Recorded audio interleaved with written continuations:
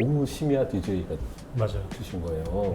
하시는 말씀이 다 신뢰가 가요. 저에게는 이 소설이 첫사랑이자 페이스에 맞을 만한 노래를 고르다가 그 노래를 들었는데 박진영 가수님의 살아있네를 배웠고요.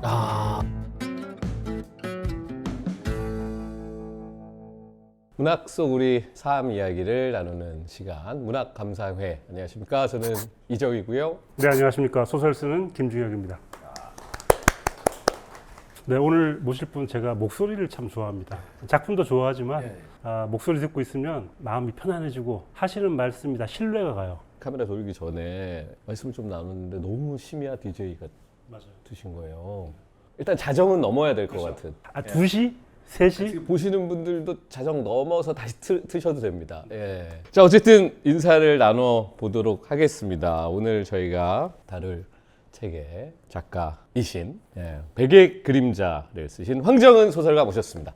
안녕하십니까? 안녕하십니까. 안녕하세요. 네, 소설 쓰는 황정은이고요. 네, 심야에 듣기 좋은 목소리를 소유한 사람입니다. 그래서 이야기하는데도 이렇게 뭔가 약간 차분해지는 그런 목소리인 것 같아요. 우아하세요. 네, 저는 황정은 작가님이 나오신다고 해서 깜짝 놀랐습니다. 실은 출타를 잘 안 하시는 분이기도 하고 외부 활동을 그렇게 많이 하지는 않으시는 분인데 게다가 이 백의 그림자라는 작품을 가지고 이야기하는 걸 전 본 적이 별로 없거든요. 아, 그래요? 그래서 오늘 여러모로 저한테는 좀 귀한 시간이 아닐까 개인적으로 생각을 하고 나왔습니다. 본격적으로 얘기를 하기 전에 우리 오늘도 김중혁 작가님께서 커피를 준비해 주셨는데 실은 다른 커피를 준비해 왔는데 카페인 좀 약하시다는 얘기를 들어가지고 디카페인 커피를 준비해 왔어요. 그 잔은 중요하죠.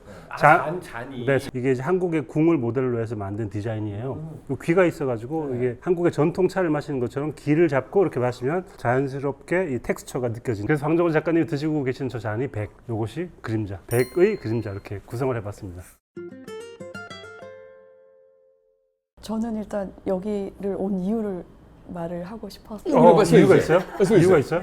이유가 있죠, 당연히. 아, 그래요? 그 얘기를 하고 싶어서 아까 출타 얘기도 하셨지만 사실 저 출타 많이 하거든요. 소설 쓰거나 시 쓰는 분들이 모이는 자리에 많이 안 갈 뿐이지. 그래도 오늘 자리에 꼭 오고 싶었던 게 이적 가수님의 노래를 반복해 들으면서 위로를 받은 어떤 시기가 저에게도 있었기 때문에 정말요? 그래서 뵐 수 있는 기회가 있다는 이야기를 듣고 너무 오고 싶었어요. 그래서 뵈러 왔습니다.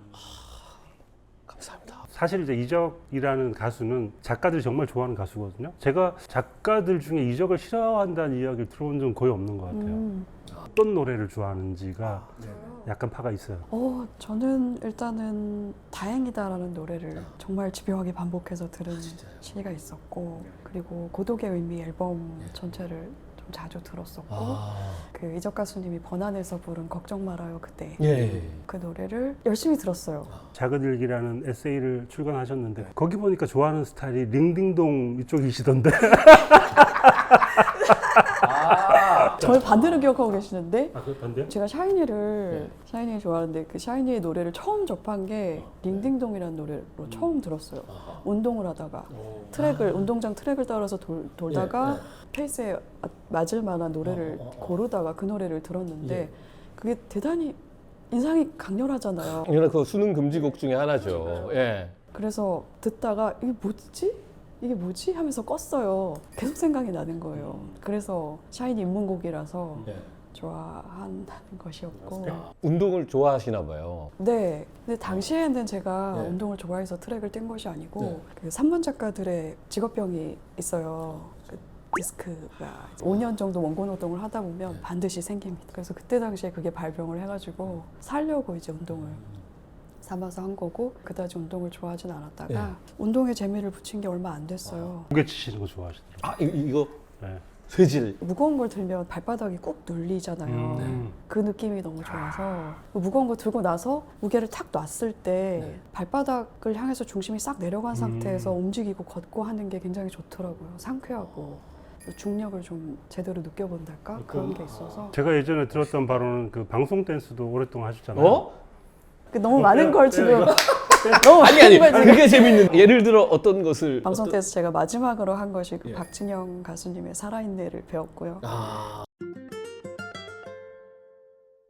최근에 읽은 책 중에서 좋은 책을 추천해달라고 하셔가지고 최근에 제가 읽은 경험으로는 뭐 베리 로페즈의 호라이즌이라든가 로빈 월 키마러의 향모를 따으며 그리고 슈테판 스파이크의 어제의 세계 산문집인데 그 책을 제가 항상 올타임 레전드식으로 항상 제가 너무 좋아하고 조금 더 많은 사람들이 읽었으면 좋다는 바람에 이런저런 곳에서 많이 추천을 하는 책이고 많이들 알지만 의외로 많이 안 읽은 메리 셸리의 프랑켄슈타인 어른이 돼서 읽는 프랑켄슈타인은 정말 너무나 다채롭게 해석이 되는 관계와 인물들의 이야기가 있어서 대단히 재밌고 너무너무 가슴이 뛰어요 읽으면서. 그리고 그 추천 목록 중에서 제가 최근에 아직도 읽고 있어요. 최근에 읽고 있는 책 2권을 특별히 가지고 나왔고 클라리시 리스펙토르의 별의 시간이라는 책과 이건 일단 재밌겠다. 왜냐하면 번역자가 신뢰가 가는 번역자이기 때문에 민승남 번역가가 옮긴 번역자 보고 약간 신뢰 간다 이러고 딱 이 책을 제가 지금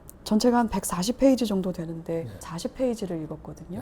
거의 한 3분의 1 정도를 읽은 거죠. 그런데 이 저자가 자신의 이야기를 40페이지 내내 하고 있어요. 아직 주인공이 안 나타났어요. 네네네. 저는 사실 이런 스타일, 이런 형식의 글을 별로 좋아하지는 않는데 이 책은 놀랍도록 매력 있고 당신은 세상에서 가장 진실한 것조차 입증할 수 없으니 그저 믿을 수 있을 뿐이다. 울면서 믿으라. 이런 문장이 나오거든요. 아 이거 어떻게 매료되지 않을 수가 있습니까? 이런 책이고 다음 책은요. 네. 유디트 샬란스키의 산문집 잃어버린 것들의 목록. 이 책도 2번째 챕터까지밖에 못 읽었습니다. 아 진짜 지금 아껴서 읽고 있어요. 잃어버린 것들의 목록이에요, 진짜. 잃어버린 것들의 목록인데 네. 이제 이 세계가 점점 상실해가는 것들 혹은 이미 잃어버린 것들에 관한 저자의 이 생각. 예를 들면 뭐 한 가지만.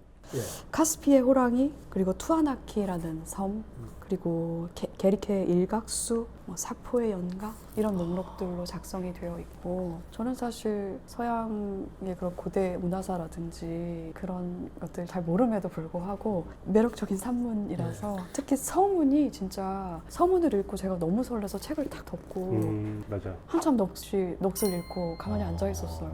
황정원 작가님의 독서에 대한 이야기를 여러 군데서 보고 듣고 지금 우리가 누리지 못하고 잃어버린 것들에 대한 이야기들이 많이 나오는 것 같아요. 그걸 저자의 어떤 노력으로 어떻게든 지금 현대와 연결시켜서 그걸 잃지 않으려고 노력하는 태도, 자세 그런 거에 약간 매료되시는 게 아닌가. 그런 것 같아요. 네. 부재나 상실에 관심이 많고 그것을 말하는 정서에 쉽게 감흥을 하는 편이고 또 쓰는 작업에도 대단히 많은 영향을 미치는 주제들이기도 해서 제가 그런 산문들에 많이 매우게 되지 않는가 싶고요. 그리고 이적 가수님의 노래에서도 저는 그런 정서를 느끼기 때문에 이적 가수님의 목소리가 지닌 어떤 파장이라고 해야 되나? 그런 걸 느낄 때도 제가 좋아하는 산문의 그런 파장들이 가수님의 목소리에서 느껴지고 그래서 최고죠. 좋아합니다. 영광입니다. 네. 글을 쓰시면 작가님 그 중에 대부분은 버리신다고 들었어요. 네. 8, 90%? 오래전에 오래전. 오래전에 한 인터뷰 요즘엔 몇 퍼센트 정도?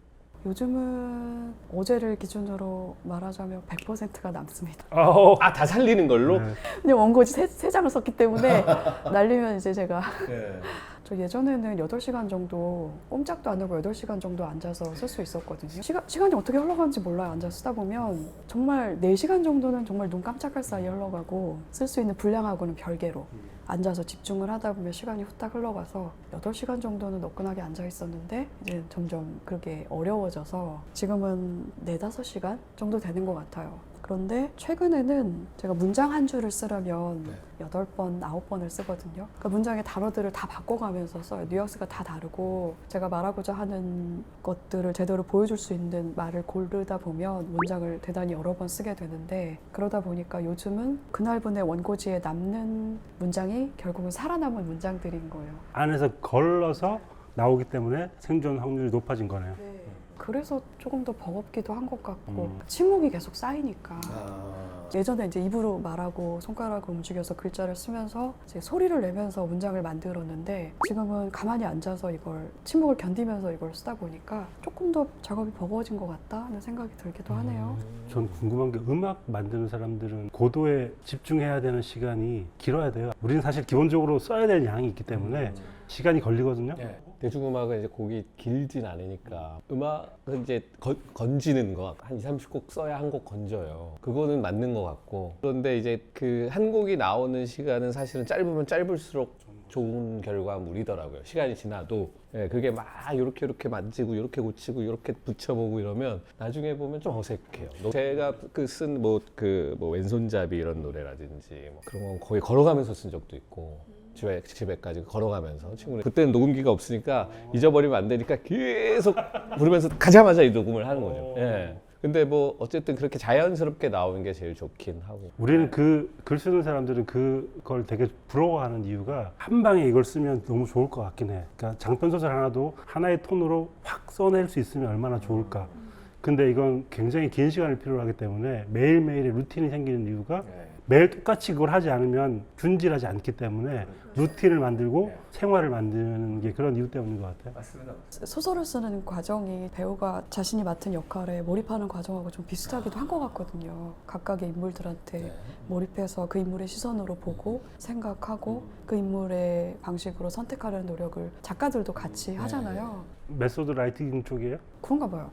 쓰는 나를 지켜보는 내가 또 있고 쓰는 나를 지켜보는 내가 또 있고 여러 겹의 자아가 있지 않습니까? 작가들은 음악을 만드실 때도 그러세요? 그렇죠. 그렇죠. 네. 그 노래할 때 보면 또 그 노래를 만든 제가 있고 그 노래를 불러서 전달하는 제가 있고 그걸 다시 관객의 눈으로 보는 제가 있고 작가들의 모든 노트북 거치 카메라에다가 녹화 기능을 해가지고 작가가 그 글을 쓸 때 어떤 표정이었는가 녹화하고 싶다. 무슨 줄 쓸 때 저 표정이고 그다음에 독자들이 읽을 때 저 표정인데 알고 보니 똑같은 표정을 짓고 있어. 그러면 막 우와 이게 무슨 통한 거잖아요. 재밌는 아이디어인데 무섭네요. 아니야 재밌을 것 같고 그리고 황정원 작가님의 소설에 유머가 많지는 않지만 그래도 유머가 종종 등장하잖아요. 그럴 때 황정원 작가님은 분명히 웃고 있었을 것이다. 그런 순간엔 웃죠. 하지만 대부분 무표정. 그걸 제가 느끼는 게 작업을 마치고 나면 얼굴이 내가 너무 오랫동안 무표정했구나 이게 느껴지는 얼굴을 좀 펴야겠다 이런 생각도 하고 그러거든요. 자, 그러면 이제 우리가 본격적으로 이 백의 그림자 이 작품 이야기로 들어가 보겠습니다.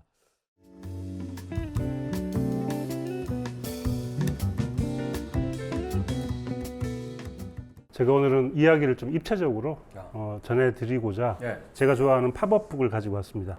이 도시가 바로 서울입니다. 한 거리를 다룹니다. 이 거리는 상가, 전자상가입니다. 주상복합 아파트가 하나 있고요. 가동, 나동, 다동, 라동, 마동으로 이루어져 있습니다. 여기에 나동에 살고 계신 여씨, 오디오를 수리하시는 여씨가 여씨 아저씨. 네, 살고 계시고 이 여씨의 옆에서 일을 돕고 심부름을 하는 은교가 주인공입니다. 여기서 일을 하면서 지내고 있다가 우연히 무제라는 사람을 만나게 됩니다. 이 무제를 만나서 둘은 조심스럽게 가까워집니다. 그런데 딱 하나 더 중요한 것은 이들이 다 그림자를 달고 있다. 이들을 집어삼킬 것처럼 이렇게 그림자들이 자꾸 일어나려고 하는 이 풍경을 담은 것이 백의 그림자다. 이렇게 보면 될 것 같습니다. 감사합니다. 그래서 저는 사실은 한 반 정도 읽고 너무 좋은데? 그러다가 작가님 인터뷰라도 좀 보고 읽으면 또 재밌지 않을까 하고 했다가 이게 용산 참사와 그 연결이 되는 이야기라는 거를 알게 된 거예요. 반 정도까지는 전혀 생각을 못 했죠. 이게 약간 어떤 우화적인 어떤 이야기인가 하다가 그러니까 갑자기 이 작품이 완전히 다르게 읽히기 시작했는데 그래서 그러면 나머지 반 동안 그 참사의 이야기라든지 뭐 유가족의 이야기라든지 뭐 이런 이야기가 갈 건가 했는데 나머지 반을 읽었는데 그런 이야기가 없어요. 그러니까 두 번 놀란 거예요. 제가 이게 보통 줄거리 설명하면 인물 중심으로 하거나 여러 가지 설명하잖아요. 근데 이 작품은 좀 조심스러운 게 예를 들어서 이 공간은 세운상가를 모델로 했습니다. 아니면 작가가 이 글을 쓸 때 용산 참사 취재를 하고 있었습니다.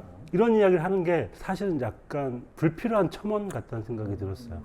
책 내용에서 용산 참사와 연결될 만한 부분은 없잖아요. 물론 여기에는 우리가 잃어버리고 있는 것들 그리고 내몰리는 사람들에 대한 이야기가 있어요.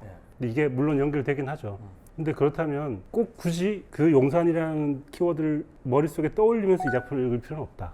저는 그렇게 생각을. 그래서 제가 이 책이 나왔을 때 인터뷰를 아마 아예 안 했을 거예요. 인터뷰도 안 하고 보통 책이 나오면 북토크를 통해서 독자를 만나는 자리에서 소설에 대해서 이제 막 출간된 소설에 대해서 이런저런 말을 하기도 하는데 제가 그때는 이야기를 안 하겠다고 이야기를 했어요. 그게 두 가지 이유가 있었는데 하나는 일단 워낙 이 소설에 등장하는 말들을 어려운 말들은 아닌데 많이 조심하면서 썼어요. 한마디 한마디를. 말씀하신 것처럼 소설을 쓸 당시에 낮 동안에는 그 남일당 현장에서 그 작가들이 한참 시위를 할 때라 그때 저도 가서 1인 시위 피켓팅을 하고 그 당시에 미사가 있었어요. 저녁마다 그 남일당 앞에서 미사가 있었는데 저녁 때는 거기 가서 전 종교인은 아니지만 그 자리에 가서 있다가 집에 와서 밤에는 이 소설을 쓰는 작업을 계속 했거든요. 2009년 1월 20일에 용산의 남일당에서 일어난 참사를 보고 와서 쓴 소설이고 그리고 거기서 매일 고통을 겪고 있는 사람들의 얼굴을 매일 보고 와서 쓴 소설이기 때문에 소설을 쓰는 제 입장에서는 말이 저의 도구이자 방패이자 무기일 수 있는데 이것을 함부로 마구 집어내고 싶지가 않았어요. 그리고 그 용산 참사라는 말이나 용산 남일당이란 말이나 그런 사건들이 소설 안으로 무작정 끌어당기고 싶지도 않았고 그래서 사건이 직접 소설 안으로 들어오지 않도록 많은 조심을 했던 것 같아요. 여전히 진행 중인 사건이었기 때문에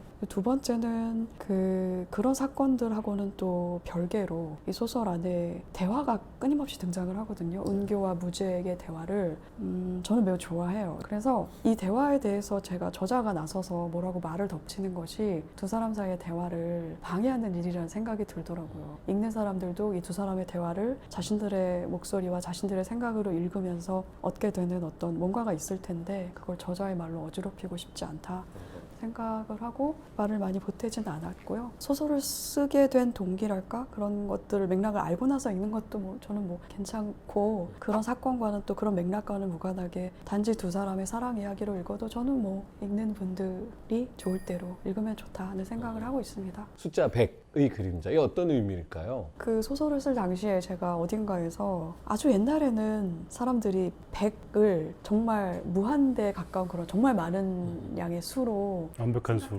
네, 그런 글을 제가 얼핏 지나가다가 봤어요. 그래서 백화점 하면은 물건이 엄청 많다는 뜻이고 그래서 그런 것까지 다 제목으로 삼기엔 정말 적당하다라는 생각이 들었고 아주 많다라는 의미로 제가 100자를 사용을 했어요.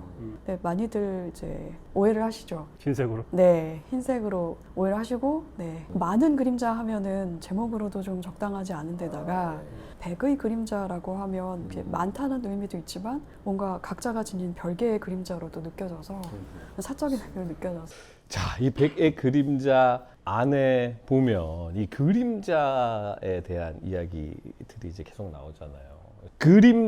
그림자가 막 스스로 혼자서 일어나고 사라지고 이렇게 뒤에서 이렇게 옥죄기도 하고 그림자란 어떤 것입니까? 이제 모든 사람의 그림자잖아요. 그 그림자가 의미하는 건 100개가 이상 될 거예요. 모든 사람들의 그림자에는 모든 사람들의 해석이 있겠죠. 어떤 사람에게는 슬픔일 수도 있고 어떤 사람에게는 고통일 수도 있고 어떤 사람에게는 한일 수도 있고 어떤 사람에게는 분노 이런 걸 수도 있고 근데 그런 다양한 것들을 하나씩 다 설명하고 호명할 수 없으니까 누구에게나 그런 게 하나씩 있지 않나? 그림자? 정답이 있을 수 없기 때문에 행복도 그림자일 수 있지. 그러니까 등장인물들이 가지고 있는 그림자에 사연이 있다면 그걸 볼 때 구체적으로 명칭을 지칭하지 않았기 때문에 읽는 사람은 이 그림자는 그런 의미겠구나. 자기 자신의 현재 상황을 대입해서 읽을 것 같아요. 너무너무 슬픈 사람이 이 소설을 읽으면 이 그림자는 슬픔을 뜻하는 거구나. 자, 그 그림자뿐만 아니라 이 책 안에는 예를 들면 가마. 그래서 은교 씨 가마가 두 개인지 알아요? 몰랐는데요. 이런 이 챕터 이름이 보세요. 가마와 가마는 아닌 것. 너무 음악적이잖아요. 예. 가마와 가마가 아닌 것은 어떤 의미인가요? 그거 얘기할 수 없어요. 저자가 그것도 얘기할 수 없어. 이거를 어떻게 얘기를 그냥 소설에 나와 있는 그대로입니다. 가마와 그림자의 공통점과 차이가 있습니다. 뭐죠? 누구나 있다. 누구나 공통점. 차이점 본인의 가마는 볼 수 없다. 그림자는 변화무쌍하지만 가마는 고정돼 있잖아요. 가마는 어쩌면 이 소리 때문에 끌리지 않았을까 작가님이. 가마라는 것 자체가 되게 운율적이잖아요. 음악적이어서 가마라고 말할 때 그 발음이 너무 좋아서 계속 가마 한 게 아닐까. 가마라는 말의 어감이 마음에 들었다는 말도 맞습니다. 가마 쓰면서도 계속 제가 가마라고 중얼거리면서 쓴 기억이 여태 나네요. 슬럼이라는 말이 등장을 하는데 근데 그때 뭐 저희 아버지가 세운상가에서 일단 근무를 오래 하셨고 그때 이제 세운상가도 이제 서울 시내의 대표적인 슬럼가로 재개발 시작한다는 이야기가 꾸준히 있었거든요. 그래서 제 나름의 어떤 걱정도 있었고 언론이라든지 혹은 다른 사람들이 슬럼이라는 말을 사용하는 것에 대해서 전 대단히 이상했어요. 왜냐하면 저는 거기를 슬럼이라고 생각해 본 적이 없거든요. 너무 제 아버지가 일하는 공간이고 아버지가 거기서 노동을 해서 번 돈으로 가족들이 먹고 사는 장소이고 어렸을 때부터 마주친 이웃들, 보곤 했던 이웃들이 여전히 일하고 있는 공간이고 그렇기 때문에 세상이 그런 식으로 붙이는 라벨에 대해서 좀 무겁지 않게 이 소설의 뉘앙스로 반박을 좀 해보고 싶었던 것 같아요. 저 나름의 응전이랄까? 아까 말씀하신 말이 무기이고 도구이고 방패인데 그것이 음악성을 가지는 순간들을 굉장히 잘 만드시는 것 같아요. 세상이 슬럼이라고 지칭하는 그 장소에서 일하고 사는 사람들인 거잖아요. 그 사람들이 자신들의 입으로 자신들의 공간을 지칭하는 말을 끊임없이 반복하는 장면을 좀 보여주고 싶었고 어떤 삶을 잘 모르는 타인의 이름 붙임이 그렇게 폭력이 될 수도 있는 것을 좀 부드럽게 보여주고 싶어서 가마라는 말을 사용해서 소설을 쓴 거죠. 그 용산 참사에서 그때 당시에 참사 현장에서 생존해서 나오신 분들이 피고인으로 기소된 재판에서 대단히 인상적인 증언을 들은 적이 있거든요. 변호사가 거기에 누가 있다고 들었습니까? 그랬더니 그가 답하기를 전철련이 있다고 들었습니다. 어떤 사람들이 있다고 들었습니까? 전철련이 있다고 들었습니다. 변호사는 끊임없이 어떤 사람이 있다고 들었냐를 묻고 있는데 그 대답하는 사람은 계속해서 전철련으로 대답을 하더라고요. 그래서 대단히 무서웠어요. 저는 그 증언을 들으면서 진압 단계에서 이미 사람이 없었구나. 그래서 사람이 그렇게 많이 다치고 죽었구나라는 생각이 들어서 그러니까 죽거나 다치거나 할 수 있는 사람이 있다는 것을 염두에 두고 이제 공대원이 투입되더라도 그런 상황이었다면 일어나지 않았을 참사가 아닌가 그런 생각이 들기도 하고 그런 식으로 말이 가지는 정치성이랄까 이런 것들이 있거든요. 챕터 제목만 제가 한번 읽어드릴게요. 숲, 그리고 가마와 가마는 아닌 것, 그리고 입을 먹는 입, 그다음에 정전, 오무사, 항성과 마트로슈카, 그리고 섬. 이것만 보면 시집 같기도 해요. 그 오무사는 전구를 파는 가게의 이름, 전구가 빼곡하게 차 있는 그런 광경은 아까 아버님이 세운상가에서 일을 하셨다고 들었을까? 직접 어렸을 때 좀 보고 이런 것에 영향이 있죠? 그렇죠. 세운상가 일대 예지동 시계골목이라고 아시죠? 그 골목도 어렸을 때 많이 누비고 다녔고 그 옆에 시장들, 방산시장 이런 곳도 자주 가서 떡볶이 먹고 그런 경험이 있기 때문에 이 소설에 등장하는 배경이 세운상가에서 영향을 많이 받아서 쓴 장면들입니다. 세운상가를 대단히 사랑하는 작가로 알려져 있어서 억울하신 적이 있으셨다고요? 언젠가부터 그렇게 됐어요. 괜찮은데 이제 사랑하는 이라는 표현이 등장하면 전 마음이 복잡해지는 거예요. 기사나 이런 곳에서 사랑하다라고 표현을 하면 너무 뭐랄까 순결해서 그런 깨끗한 마음이 아닌 것 같아요. 애증인가요? 네, 그렇죠. 그것에 가깝죠. 저희 아버지가 세운상가에서 50년 이상 음향기기 수리실을 운영을 하셨어요. 올해 6월에 돌아가셨거든요. 그래서 제가 사실은 지난주까지 수리실을 정리하는 일을 했어요. 베개 그림자에 등장하는 오무사와 여시 아저씨의 수리실이 그 수리실을 분리해서 이렇게 묘사를 한 그런 장소들인데 그래서 그 공간을 정리를 하는데 사람이 이제 오래 머물기에 이렇게 썩 쾌적한 환경도 아니고 더 좋지 않죠. 그러다 보니까 저한테는 아버지가 힘들게 일을 하는 장소, 힘들게 그렇게 사는 장소이기 때문에 마냥 막 사랑으로만 표현할 수 있는 공간은 아닌 거예요.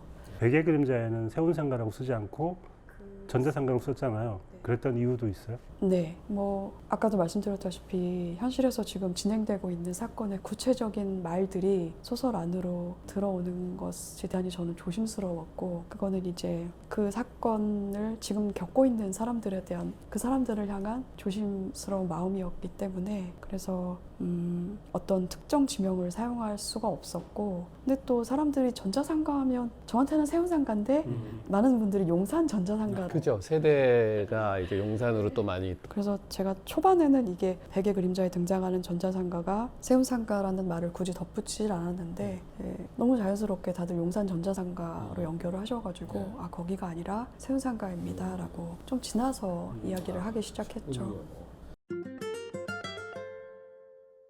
이 안에 대화가 굉장히 많은데 제가 되게 좋아했던 약간 유머러스한 그 대화는 보면 나는 쇄골이 반듯한 사람이 좋습니다.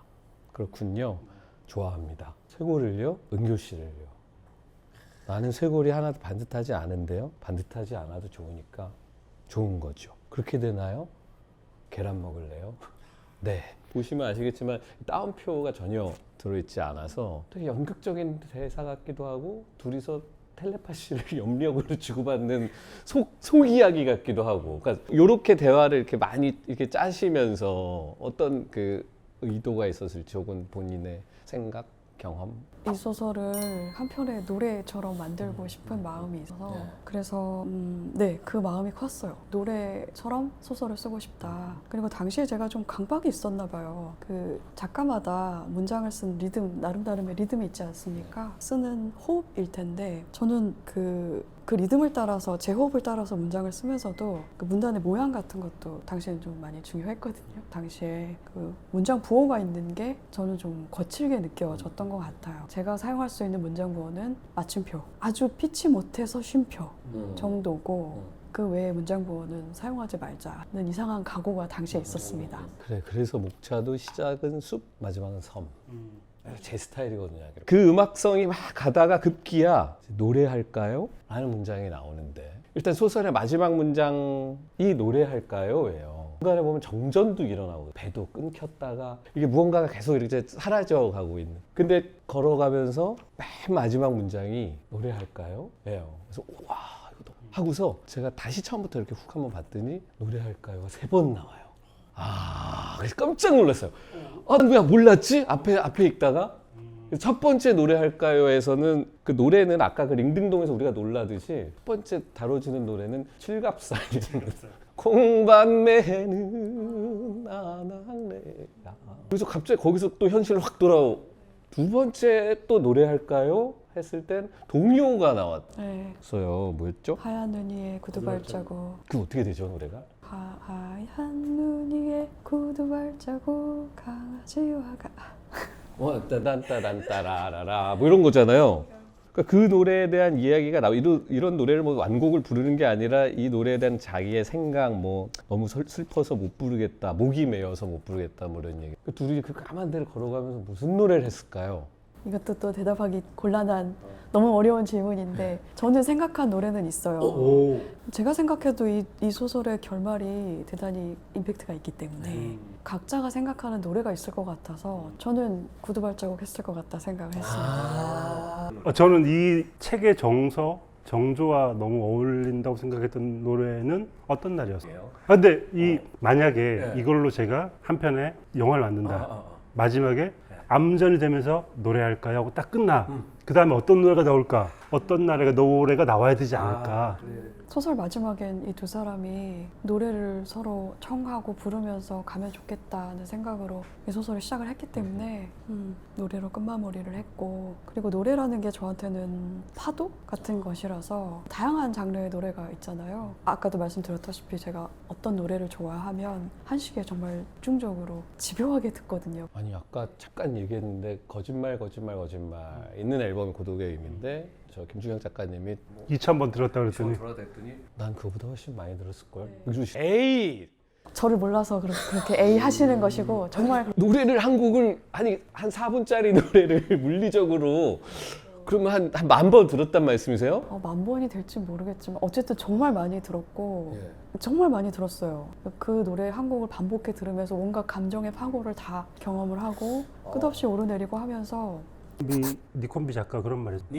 니콘비가 같은 노래를 반복해서 듣는 이유는 그 노래에 뭔가 해결되지 않은 무언가가 있기 때문이다. 맞아요. 네, 그런 것 같아요. 그 외로움이라는 것이 누구나 다 가지고 있지만 형태는 조금씩 다르잖아요. 이 사람이 나의 이 외로움의 형태를 아는 것 같다. 그리고 이 목소리가 가진 파장이 내가 가진 외로움과 많이 공명하는 것 같다. 그런 걸 느끼게 하는 노래가 저는 좋고 그래서 반복해서 듣는 것 같다 생각도 들고. 아, 그 어느 때보다 거짓말을 만들어서 다행이다 하는 생각이 세상에. 자랑스럽다 하는 생각이 듭니다. 그러고 보니 가마 슬럼 거짓말. 아, 거기서 통하셨을 수도 있겠다. 거짓말 한 번만 하지 않은 거거든요. 거짓말 시작이 어떻게 되죠? 다시 돌아올 거라 잠깐이면 될 거라고 했잖아. 제가 이게 좋다고 얘기했던 이유가 수많은 전사가 있는데 다 끊어버리고 딱 거기부터 시작하는 거야. 그렇죠. 다시 훅 빨려 들어와서 그때 제가 어떤 얘기했냐면 이야기는 이렇게 써야 된다. 이야기는 전사를 늘어놓고 그 다음에 빌드업을 하는 게 아니라 일단 확 들어간 다음에 그때부터 이야기 시작하고 차근차근 풀어내면 된다라는 얘기를 했던 기억이 나는데 그런데 그 화자가 되게 어리게 느껴지는 네. 거예요. 그래서 너무 마음이 아프고 그래서 그가 계속 마음에 걸려서 제가 그 노래에서 벗어나질 못했나 봐요. 계속 그 기다리는 마음, 그가 기다리는 장소 그런 것들이 계속 생각이 나서 어떤 이야기를 생각하면서 그 노래를 반복해 들은 기억이 나네요. 그 노래할까요란 마지막 문장 조금 전에 보면 귀신일까요 우리는? 이라는 얘기를 해요. 네, 그럴 가능성도 생각하면서 썼습니다. 그 말을 쓸 때. 근데 소설 전체 이야기를 그렇게 생각하고 쓰진 않았고요. 그 말에서 이럴 수도 있겠네 라고 쓰면서 깨달은 거죠. 그리고 그 밤길을 제가 알아요. 성모도의 그 길인데 아까 뭐 그 길 주변에 사람 산다고 말씀하셨는데 제가 걸었을 때는 없었어요. 그 섬의 가장자리를 따라서 있는 대단히 어두운 길, 끝없이 이렇게 오르내리면서 구불구불 이어지는 그런 도로였고 간간히 가로등이 있어서 마치 그냥 밤에 허공에 뜬 길 같은 그런 캄캄한 길이거든요. 근데 저는 그 소설을 책으로 나오고 나서도 한동안 이 두 사람이 지금 어떻게 살고 있을까요? 라는 질문을 받기도 했는데 저는 소설이 나오고 나서도 한동안 이 두 사람이 그 길을 여태 걷고 있다는 느낌을 강하게 받았어요. 그 길에서 아직 나오지 못했을 것이다. 유곤 씨가 되게 묘한 인물이고 약간 모자라 보이기도 하고 근데 그 자신의 그 이야기들을 할 때 보면은 또 전혀 다른 느낌이기도 하고 혹시 이 유곤 씨를 모티브로 한 스핀오프라든지 이런 생각도 해본 적이 있으세요? 유곤 씨 챕터를 쓸 때 생각을 하긴 했어요. 그래서 유곤 씨 이야기가 좀 따로 있었습니다. 나중에 이야기를 써보려고. 유곤 씨가 워낙 매력적인 화자라서 따로 써놓은 게 있기는 있어요.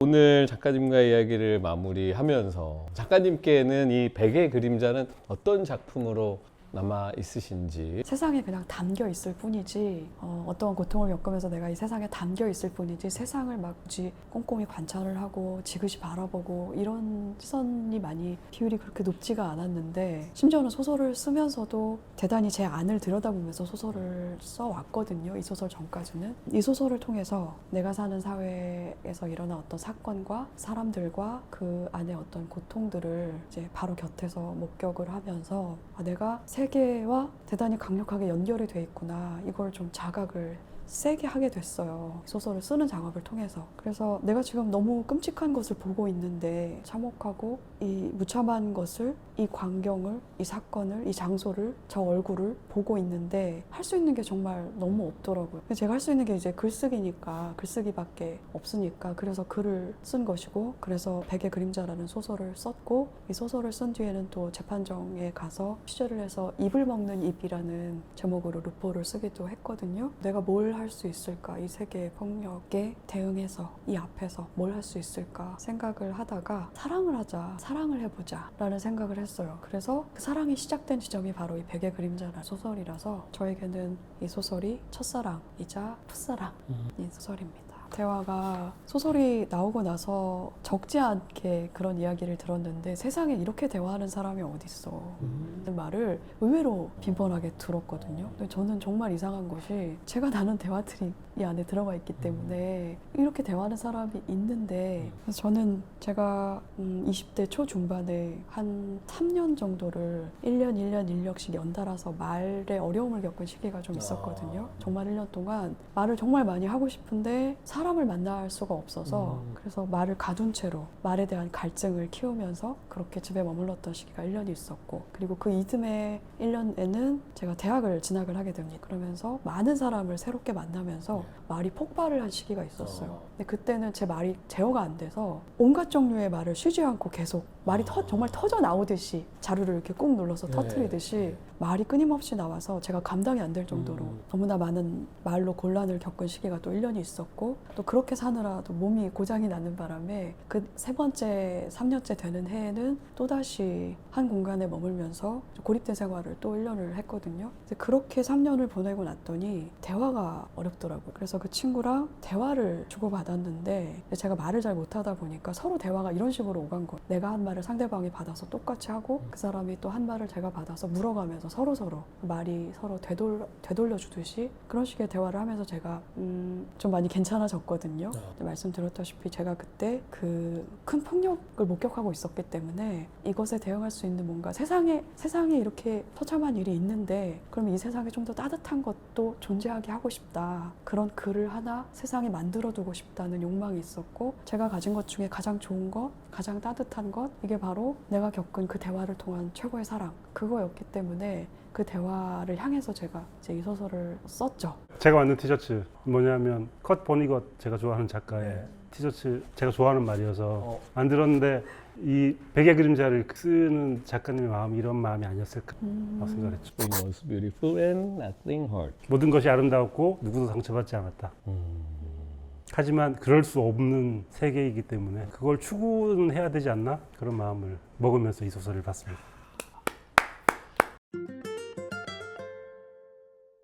작가님은 오늘 어떠셨나요? 좋았습니다. 너무 반가웠고 그리고 이적 가수님을 이렇게 만나서 목소리도 이렇게 어떤 필터 없이 바로 앞에서 보고 들을 수 있었다는 게 너무 좋네요. 아우, 저도 너무너무 좋은 시간, 정말 귀한 발걸음 해주셨는데 오늘 진짜 저는 제가 좋아하는 두 목소리에 약간 파장은 다르지만 두 개의 목소리가 함께 같은 작품을 노래하는 이 광경을 보고 있으니 귀가 녹았나요? 녹았어요, 거의. 황정은 작가님의 다음 작품은 뭐가 준비되어 있습니까? 소설 쓰고 있습니다. 소설 쓰고 계시군. 장편.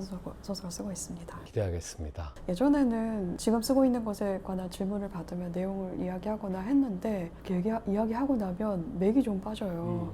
그래서 좀 아끼고 싶어서 나중에 한 1년쯤 뒤에 짠! 책으로 읽겠습니다. 내겠습니다. 기대하고 있겠습니다. 고맙습니다. 문학 속 우리 삶 이야기 문학 감상회, 그러면 저희는 11월에 또 다른 작품과 작가님과 함께 다시 찾아오겠습니다. 오늘 황정은 작가님 진심으로 감사합니다.